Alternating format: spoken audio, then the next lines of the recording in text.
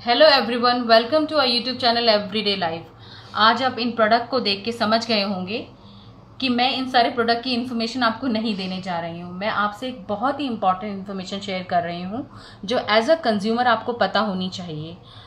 आज की मेरी इन्फॉर्मेशन है, यदि आप ऑनलाइन कोई शॉपिंग करते हैं और आपको वो प्रोडक्ट डिलीवर नहीं होता है तो आप उसके लिए घर बैठे क्या कर सकते हैं।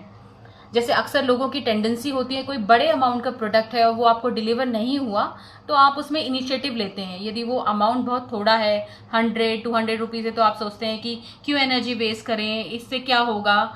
तो मैं अपना पर्सनल एक्सपीरियंस आपके साथ शेयर कर रही हूँ। मैंने कुछ महीनों पहले अपनी एक स्पाइस मंगाई जो मुझे वेंडर ने डिलीवर नहीं की, ना तो मेरा पैसा रिफंड आया।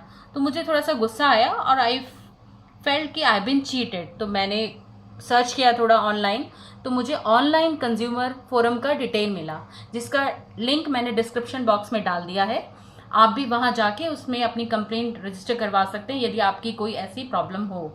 तो मेरी वो कंप्लेंट लॉन्च करने के विद इन 10 डेज बाद ही मुझे वेंडर ने सॉरी लेटर लिखा और मेरे पैसे रिफंड किए। तो आई होप मेरी ये इन्फॉर्मेशन आपकी एवरीडे लाइफ में यूजफुल रहेगी। Thanks for watching.